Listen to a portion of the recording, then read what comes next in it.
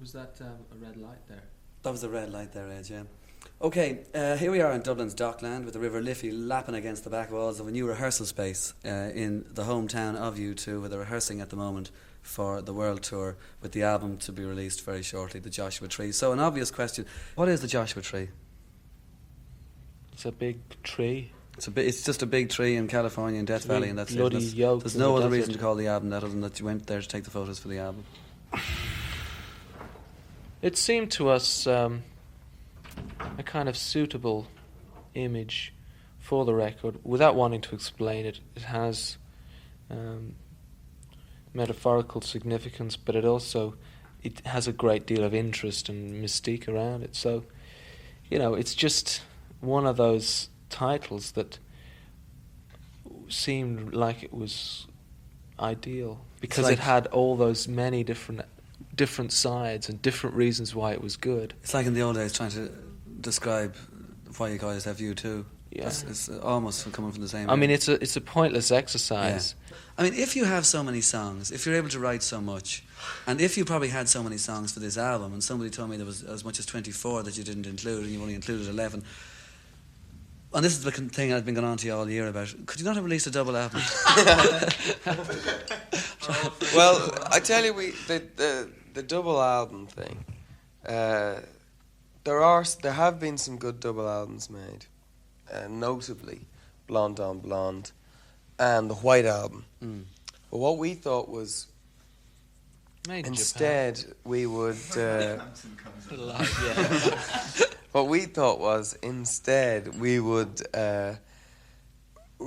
rework the idea of a single and make sure that every single that was released from the LP would have two new originals on the B-side, so that people collected the singles through the year. Say if there's 3 singles, they'd have 6 new U2 tracks.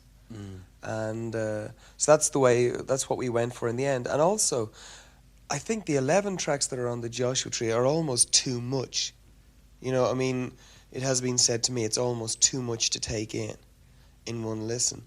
If there were another 6 or another 7, I think would have weighed down. Would have weighed down. But I hope you mean that 11 songs on one single album being too much. I hope you mean that too much is a good thing. Yeah. In 6 months' time, people will say, "Wow, this is my favourite track." That sort of thing. That's right. That's the way it is, and I think it's almost like a double album. It's just on 2 sides. I mean, a lot of LPs now are only 25 minutes long. Mm. I think Tonight, David Bowie's LP is only 25 minutes long. A lot of them are only 25 minutes long. This is what, 50 minutes? 45, 50 minutes?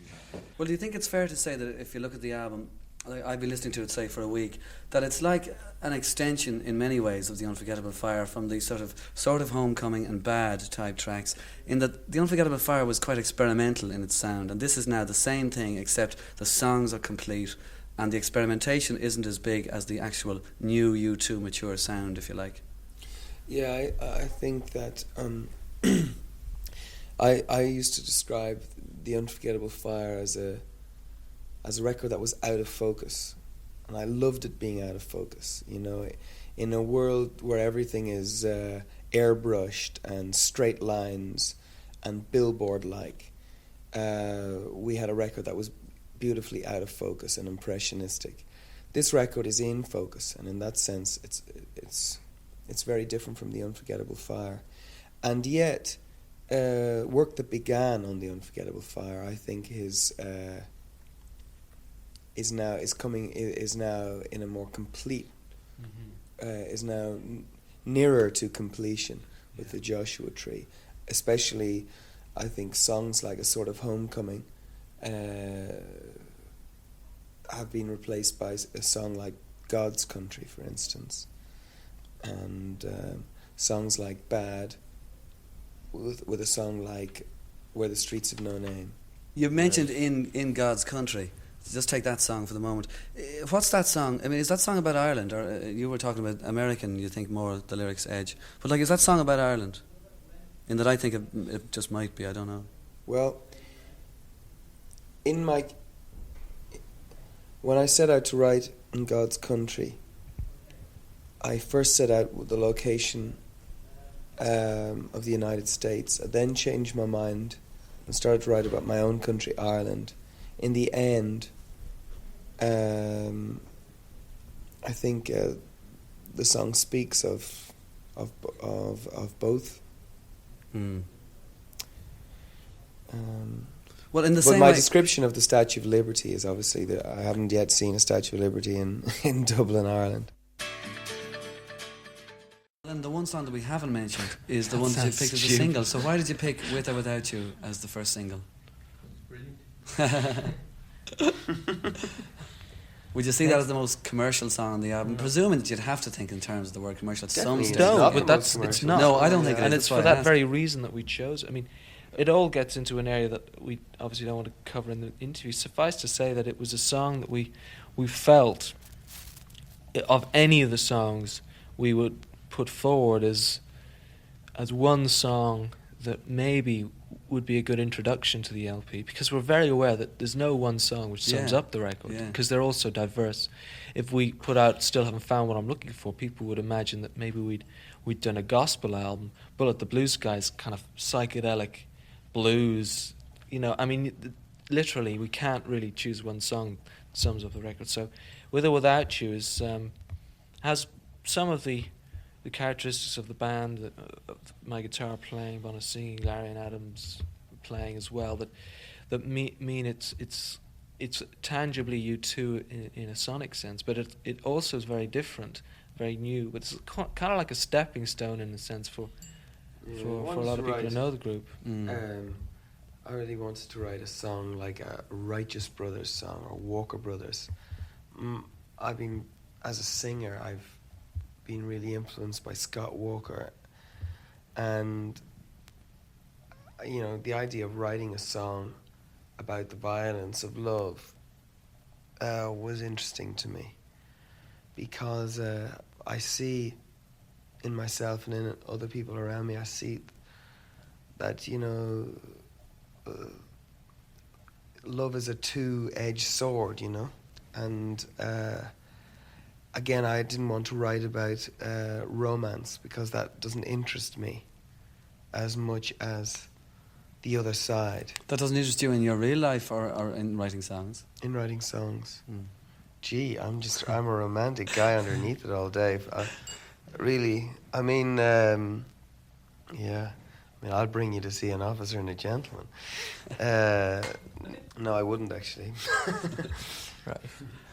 Certainly, when you're picking out singles and you've got this sort of situation, people are talking commercial or what's the best track, and I must admit, when we were making the record and when With or Without You was written and played, and when it arrived, I sort of felt this is a song we can actually release as a single, because it's you. Yeah, it's subversive because it's U2. It's absolutely. There's no pretense about it. It's U2. It's not trying for anything. It's saying this is us. It's open. It's honest, and hopefully it will be a big single and it will be very successful. But it'll be done on our merits. It'll be done the way we wanted to do it, and I think that says something for us. So it's never a question of going in specifically to record a single, obviously. No, I mean we want to have hit singles. We want to be the band that has hit singles. We always have been, and we've apart from Pride, I'm afraid we haven't done it. But if we have done it, or if we do it, it'll be done on our merits, on our grounds. There's something exciting about subverting the top 40 radio, because the sort of songs they play on the radio don't seem, for me, they don't have much relevance to me or to many people that I meet. I use the term wallpaper music, you know, it's background music for elevators. I like the idea of stopping that lift, you know, peeling off that wallpaper. I like the idea of a U2 song being on the radio somewhere and people listening to it in their cars, or people digging the roads and they have a radio and they're listening, or, you know, housewives listening in the kitchen to I Still Haven't Found What I'm Looking For. I don't want U2 to be an elitist thing. I mean, people say we're the biggest cult group in the world, and I like that side of U2. But people who are really into U2 don't want to keep us a secret, you know. And I would like to think that we could write songs that would cross that barrier. They would also appeal to just an ordinary working man and woman, and just, you know, just the ordinary good people that are out there. You know, that's what the thing about that's what a great 45 should do. You know, it should really capture people's imagination. And I think With or Without You is a great 45 in that sense. And that's it. There's no spiritual there's no emotional involvement in almost anything in terms of disco or charts, to me anyway, in the last few years. Except with Aretha Franklin is in the charts. Yeah, well, I mean, sure, Jackie Wilson and whatever, Repeat and When a Man Loves a Woman. That music started from gospel. But what about the other stuff then, like that you have on the album? I mean, for instance, have you found it easier, even using third person, as I said there, Bono, earlier, to sort of show a spiritual side of you? For instance, look, I'll give you an example. The second track on side one is called I Still Haven't Found What I'm Looking For, and that's in the first person. Now, is that something to do with religion, to this point of organised religion, or religion the way it is on American television, for instance, which might be the lowest of the low for some people, and certainly for me it would be, that, like, for instance, you're talking about I still haven't found what I'm looking for in terms of a spiritual existence or a spiritual awakening search? Well, as I was saying to somebody recently, people expect, because I am a believer, that I somehow have all the answers. And I was saying that really I just have a lot more questions as a result of being a believer. And the road I'm going down is a road with many side roads, and you get lost along the way. And I don't feel like I'm a very good ad for God, you know. Like, you know, if ever there was a sinner, there is one here with me. And I just wrote I Still Haven't Found What I'm Looking For as a gospel song with a restless spirit. It's not affirmative, and yet there is a joy to it. And it seems to me that I may never find what I'm looking for. And maybe that's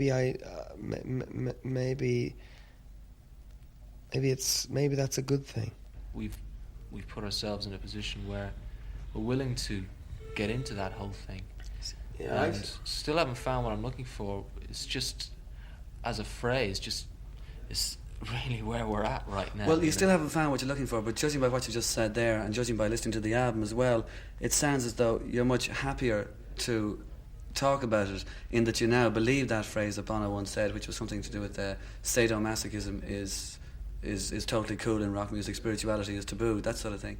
You're happier with it. Well, I've come to the realization as a singer that all the singers that inspired me over the last 20 years are for the most people with similar spiritual concerns as myself, and similar confusion and chaos in their life. And whether it's white singers like Bob Dylan and Van Morrison,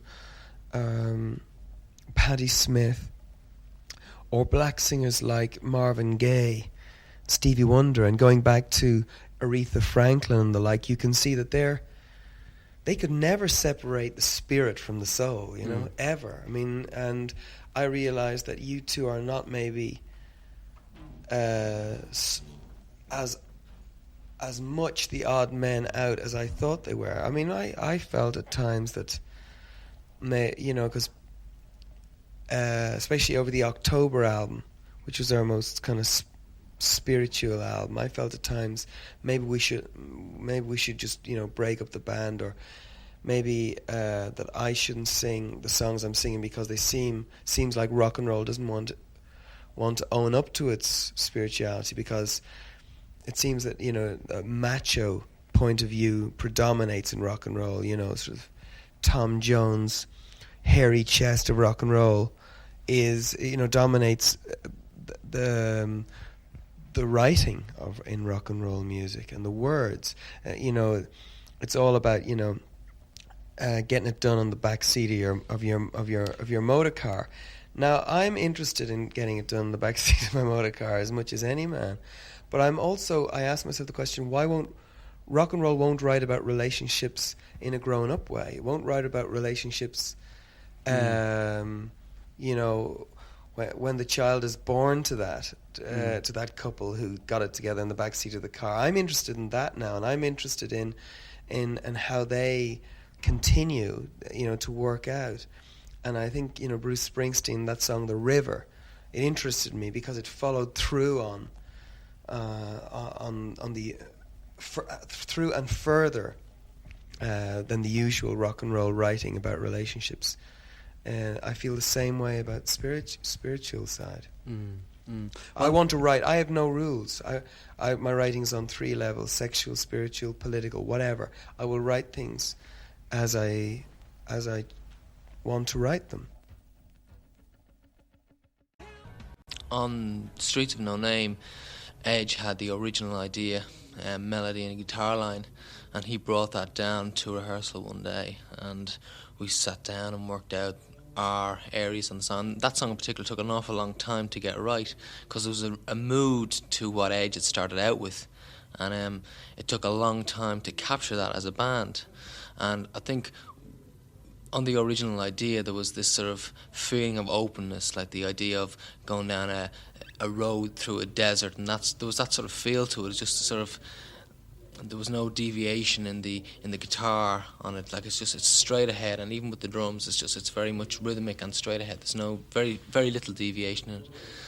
And then Bono had a list of ideas. Oh God, how do you say this? He has a list of ideas for songs, things that he reckons would fit in, and that song and his idea, like, were sort of born at the same time, and that's how a song like that is written. And we don't write songs easily. It takes an awful long time, and one of the reasons for that is that we're not competent musicians as such. I mean, we are in our own field, but when it comes to writing some songs, we find it very difficult. It's a real struggle, because we don't know the notes, we don't know how to use melodies, we're just learning those things.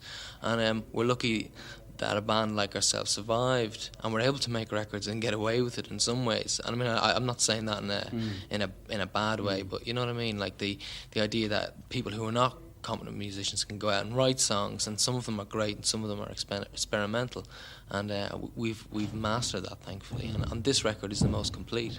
Sometimes there's a simultaneous, it's amazing, like sometimes I'll be working on writing a song, like writing words for a song, and then the band has already come up with some music, and I may be a part of the music, but I haven't realised that the words and the music are to come together. I think that's what you're saying. But what about what do you think about The Streets of No Name? I think it's a great song. I love that song, but I don't know what it's about. I don't know, like, what is it? That's a very honest question. That is a very good example of a song whose mood and atmosphere almost writes the words without me, and I had spent some time in Africa. I worked there for a month, and I had no culture shock going to Ethiopia, but I had real culture shock coming back from Ethiopia. And I started to ask myself some real fundamental questions about the way I was living and the way we were living in the West, in the first world as opposed to the third world. Because the people I left behind me had such a strong spirit. And they really shone in my memory. Whereas, I came back to the sort of big, fat, spoiled child of the West. And I started to get confused. I almost started to see our cities as deserts, as wastelands, And I wondered even though we weren't physically impoverished, I started to see that we're spiritually impoverished in a way that a lot of these people, God bless them, in the third world, they have nothing. They have nothing but each other. They have, they are starving, and they are at the end of the line, and yet they have a great spirit about them. A real spirit. They laugh so much. There's a lot of laughter, believe it or not, in some of the camps in Ethiopia. And when I came home and I spent some time in the city, I felt very claustrophobic, and I wanted to get outside of the city. I wanted to go back almost to the wide open space of Africa. So that sounds a little twisted, maybe. That maybe sounds like I've got it the wrong way around. But that's what the song was about, is wanting to just get out there. I don't know if it's a romantic location or a spiritual location, but it's just wanting to go. It's, it says, because I see the city sometimes as a very destructive place that breaks people down. I see love. When I look around Dublin city, as well as seeing the buildings torn down, I see love torn down in relationships between men and women. I see the effect that living in a city and trying to make money has on some people. That's why I says, there's a city's a flood and our love turns to rust. We're beaten and blown by the wind, trampled in dust. But I'll show you a place high on a desert plain where the streets have no name. Okay, Adam, first track on side 2 is Red Hill Mining Town. So tell us about the making of that song. It started out as a demo that we were doing in STS earlier in the year, and as a piece of music, and it was really difficult to get a feeling for where it fitted in, because it was very kind of heavy on the beat and that sort of thing. And within the song there was this feeling of a northern mining town that suggested a sort of approach to brass or whatever.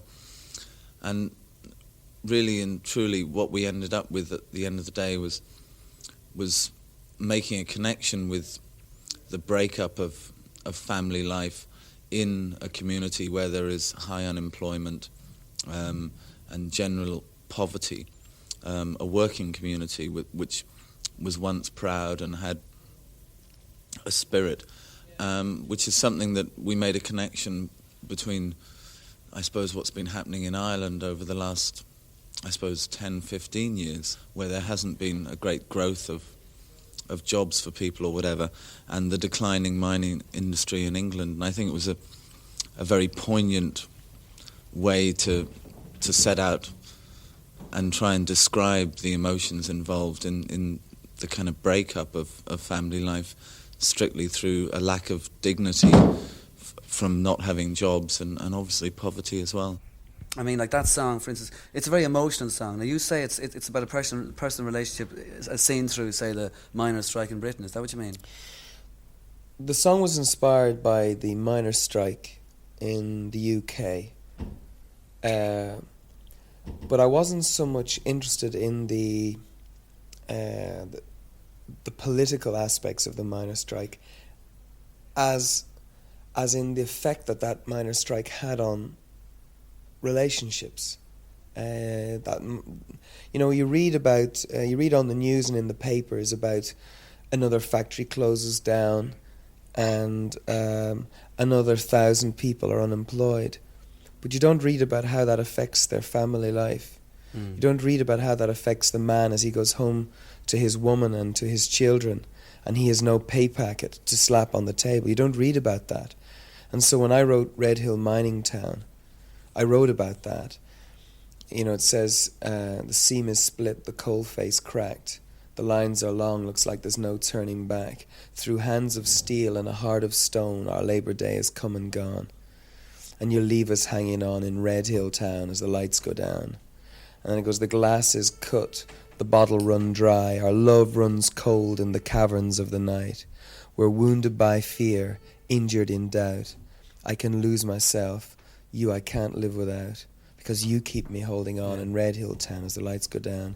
And so I tried to paint a picture of the breakdown of a relationship, and I see so many men and women just lose their pride in themselves as a result of this new era that we're a part of. I see this as a whole new era, this new technology that's taking over. Supposedly it'll set us free, and yet I see it as if we're not careful, enslaving us, because who does it serve? Machines don't ask for pay rises. Machines work 365 days a year. They don't go on strike. And but you see, if I went on and on about that in a song as I am now, maybe many people wouldn't listen to me. So I tried to write about the human side. Just taking a different angle then on the song you've just been talking about, Neil Jordan, he's made the video for that song. Now, U2 have always had a lot of people who worked with them and for them who have come from Ireland. In fact, almost everybody is. Now, do you find that there's something in that in terms of the pessimism of a lot of people in the country, in terms of the depression and the recession and all that sort of thing, that I mean, like, there is great talent here in Ireland, and that since you have the opportunity to bring that out, that therefore, you know, you're very happy to do that? Definitely, Ireland has always supplied the greatest English writers and playwrights, and Irish as well, and musicians. I mean, the number of Irish musicians relative to its population is amazing. I mean, Self-Aid was a perfect example of one incredible variety of artists Ireland could produce. So, I mean, there's an awful lot of untapped resources here in terms of personnel. The tragedy of the situation is that most truly talented and upwardly sort of mobile, if I can use that phrase, young people in Ireland just get out. They just move to America, move to Europe, anywhere. And so it's sort of this stream of talent going away means that Ireland is kind of poor in that sense.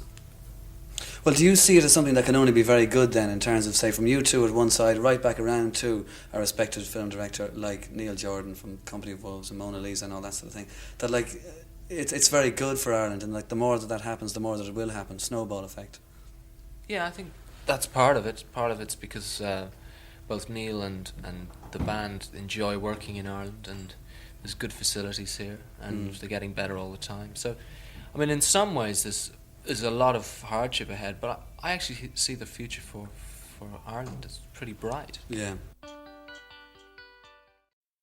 I wrote Mothers of the Disappeared, the words to Mothers of the Disappeared,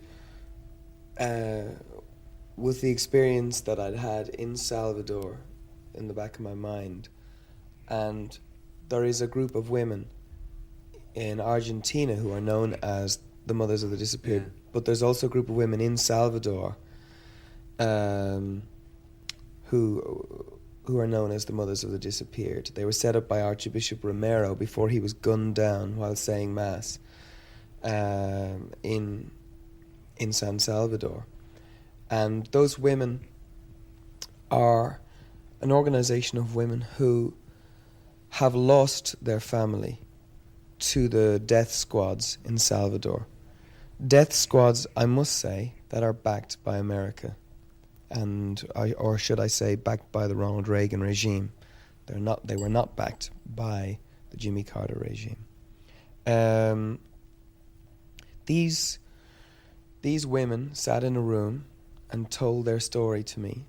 The stories of their sons and their daughters arriving home, their heads in shoe boxes. They showed me photographs of their daughters raped and butchered. And I had to stop. Such was my disgust and what was presented to me that I had to stop a few times from looking at these photographs. In fact, the same book of photographs is seen in Oliver Stone's film Salvador, if you see it.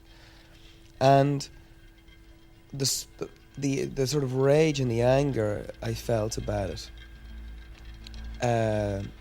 resulted in, quite interestingly, a very moody and atmospheric song, which is Mothers of the Disappeared.